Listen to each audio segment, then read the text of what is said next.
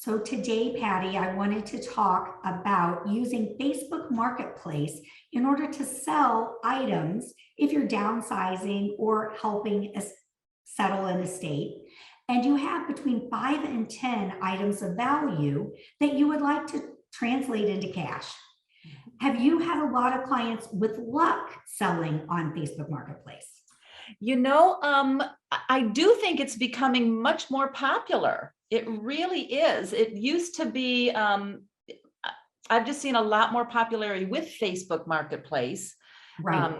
Yeah, for sure. Well, the key is that the person who is the fiduciary or who is, in charge of selling, Right. they can use their own Facebook account and the Facebook Marketplace app portion of it.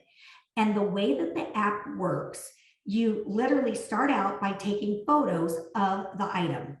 And you want to take it the front view, the side view, the back view, underneath it to see if there's any furniture maker mark, Right. etc. So take good photos. I would recommend at least 4 to 5 photos. Then you need to get out your measuring tape and you need to measure every dimension. The height from if it's a chair, the height from the floor to the top of the chair, the height across the width of the chair, the height to the armrest, the height to the seat. You would say to yourself, why so much detail? Because it will save you from endless questions later if you have these details in the posting.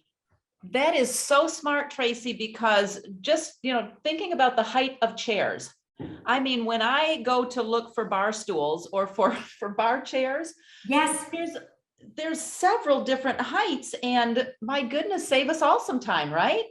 Totally. So you're going to want to do that. Be very descriptive in the description. Say if it's twill, if it's tweed, if it's polyester, wool, leather, whatever information you have, do that.